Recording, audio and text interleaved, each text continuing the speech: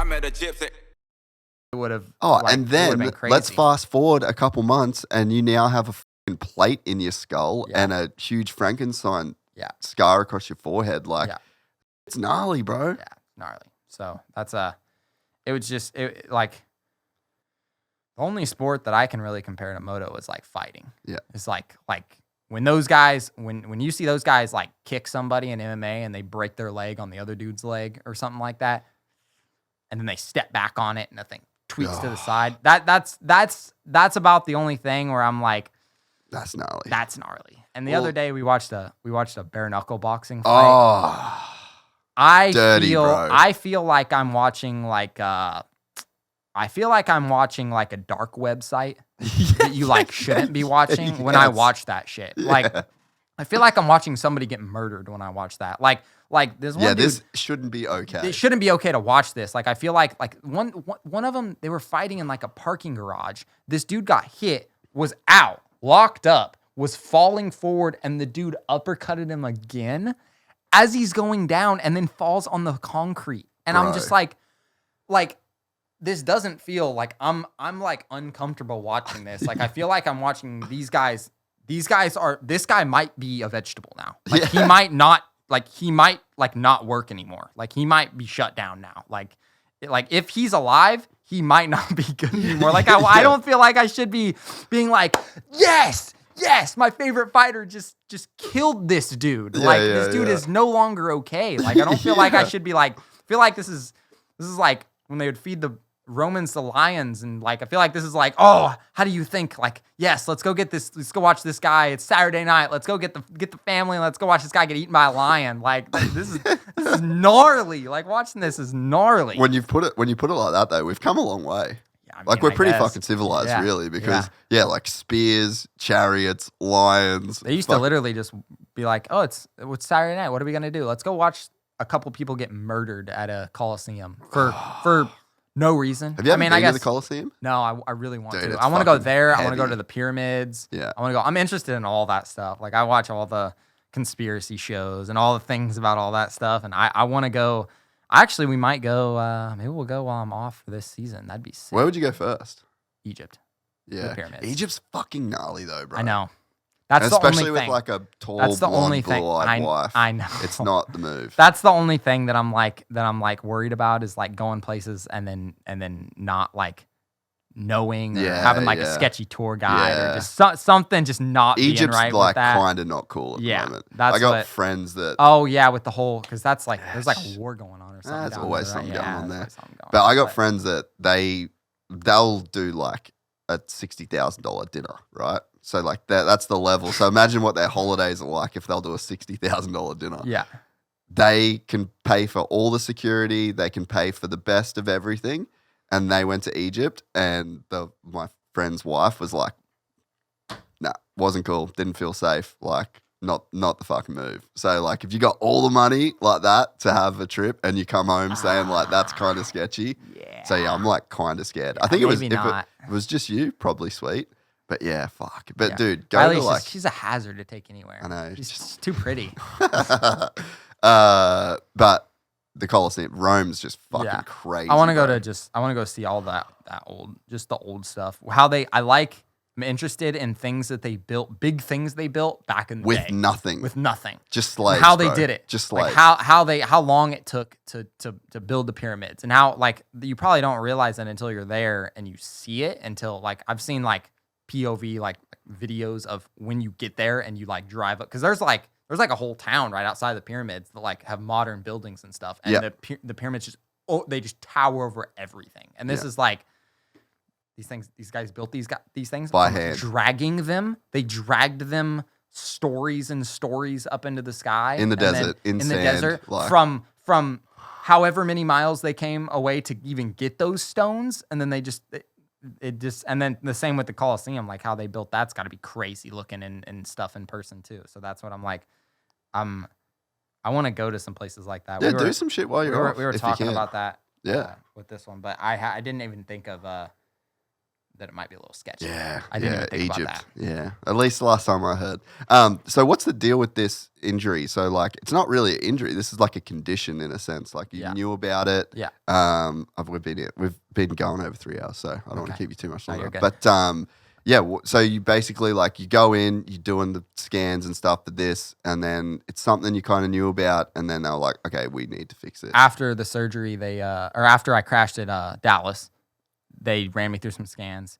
They're like, hey, you have a AVM, they call it. It's a cluster of blood vessels in your right part of your brain. Did you know that?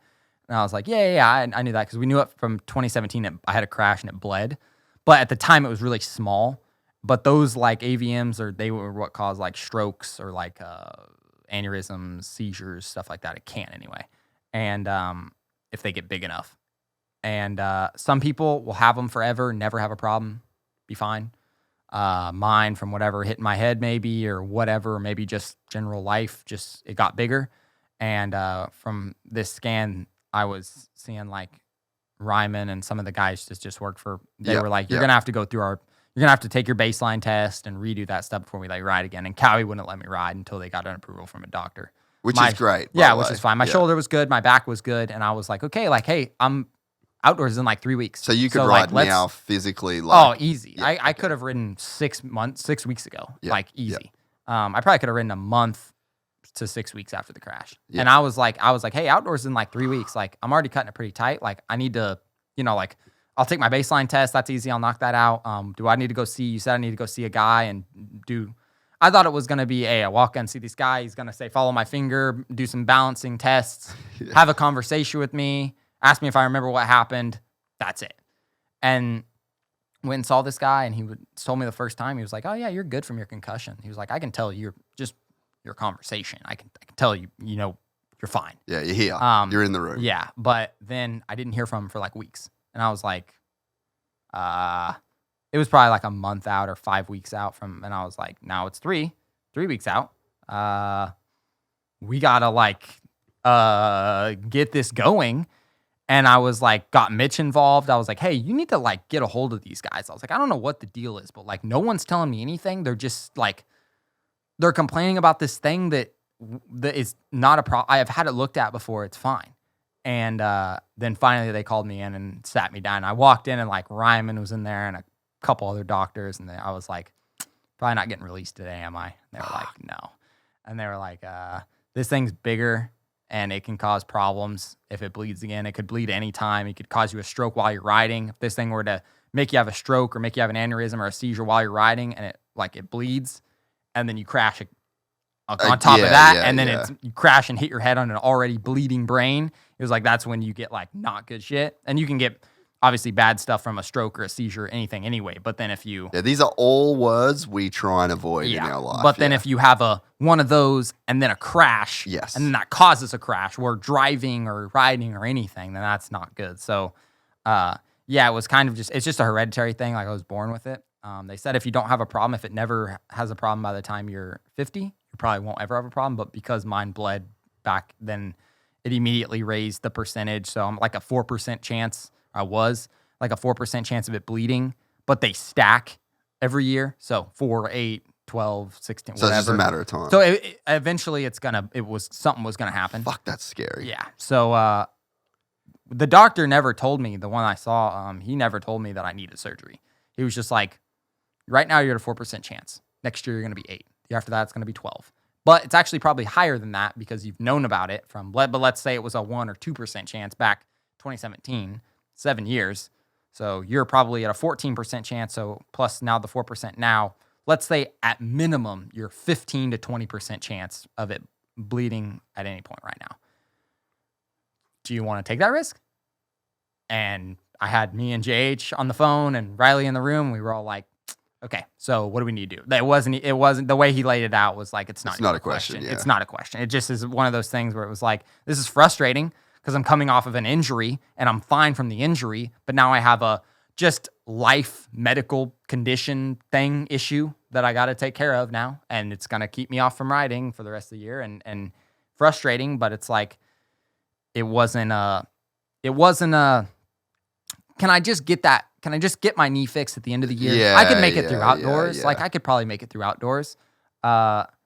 It wasn't I can make it through, but if I dab my leg, if you dab your leg, it might tear your ACL and you might have to get it fixed. Oh, okay, but so there's a chance I could make it through, which there is a chance, but it's like the chance of this At some point, if something goes Yeah. wrong, it could be like life threatening. It could be like a life or death thing. So that's what it was like. Okay, then that's easy. Then we need to fix it then. So what do we need to do? And the guy was like, well, he was like, I need to go in there and I need to cut it out. And I'm going to go in. I'm going to cut through your skull. I'm going to go in. I'm going to take it out. And I'm going to put a plate on your head and I'm going to put your skull back in. And I'm going to screw it all back together. I was like, okay. So then I got that done 9 days ago now. And I got a big ass scar all the way across the front. Goes from here all the way to that is crazy, here, bro. and then I have 2 more here. Like, dude, I can't imagine what the actual surgery itself looked like because like from what it looks like they just halfway scalped me, and they just scalped it. And I think I have 2 staples over here. I think they stapled my own scalp to my head so they could work in the front. And gnarly. It's actually wasn't as bad as I thought though. Like I thought I was gonna wake up and have like oh my god, like anything, just like like I just need to sit here and just do this and just like just be like like a serious migraine, just like bad. Really wasn't like that. I would just get pressure in my head from time to time, and I would just kind of have to and then just kind of take pain meds as I need to and stuff. As long as I kept a good schedule of my pain meds. Like now I haven't taken any today, so pretty much good I'm pretty much good now, honestly. But it was really like just the scariness of whenever they first brought me in until I'm thinking I'm about to ride. And then they call me in and they tell me they couldn't tell me anything because they weren't neurosurgeons. They were just neurologists or whatever. They were more concussion they needed guys. to wait for the guy. But they were like, basically they said, you need to get this fixed. You need to have brain surgery. We don't know when your recovery time is. We don't know if you can ride ever again. We don't know how serious this is. But all we can tell you is from our experience, this needs to be fixed now. And the only way to fix that is to cut into your skull and cut it out. And from just them telling me that, I'm just like, what? Like I just walked in here thinking I'm going to get released today, and now I'm having to go see a neurosurgeon to schedule brain surgery? Like, you serious? And then so that was like the part where I kind of had to be like, okay, like this is gnarly. And then once I went and talked to the actual surgeon, he's this gnarly guy up in Stanford that was like their head guy for a while. Yeah. Once I went and talked to that guy, he kind of put my head at ease. He was like, dude, I've taken a literal fist-sized piece of somebody's brain out of their head before, permanently. And they were up, eating, drinking, walking, talking the next day. Probably are fine. You would never know. Real. Yeah. He was like, I've taken I put my fist in their head. And that's how big of and they are permanently without that piece of brain. And they're fine. You know, have you ever done any like research into just crazy brain shit? No. That's why I was so like, I know every other body part, but like 2 things, I've even had like my guts, my pancreas and my spleen. I tore those all up. I don't have a spleen. I have part of my pancreas gone. But brain and heart, you never really think about those. Those are like 2 things just because the guy straight up told me too. Cause I was asking him like, hey, is that related to my arm? Is this like, what are the chances of that fixing this? Or like, what is this? And he was like, honestly, dude, he was like, I can't tell you everything because we don't know. Yeah. He was like, he was like, you're going to be fine from this surgery. He was like, we're going to do this and you're going to be fine. But he was like, is it going to fix your arm? Is it going to fix this or fix that? Or is this going to be okay? Or is this never going to, he was like, I can't 100% tell you that just because we don't exactly know how the brain works in every single way, or the nervous system from the brain to the rest of the body, or the same way with like the heart. Like they don't know how all of that stuff works exactly. I think the brain more so even than the heart. Like they don't know how much, like just exactly how it works. But like he straight up told me, he was like, we don't know how everything works. Yeah. So he was like, if you experience, if your arm goes completely back to normal, I wouldn't be completely surprised. If it does nothing, I wouldn't be completely Also, surprised. wouldn't be It wouldn't be surprised. surprised. Like, Yeah. he's like, I can't really tell you much from that. He's like, I'm just telling you that we need to get this out so you don't have a stroke, basically. Yeah. But he was like, I've seen crazier things. He's like, we don't know all about like brains and stuff. But he was like, I can tell you, you're gonna be fine from the surgery. This is gonna be a piece of cake for him. It's just basically. a time thing. He was now. like, it's gonna be it's gonna be whatever, Yeah. and you're gonna be back on the bike in 3 months. He was like, I can tell you that. He's like, I'm really confident by September you'll be back on a bike, like pretty almost 100%.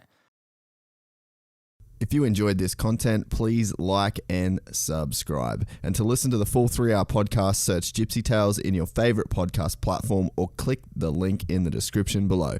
Gypsy Gang.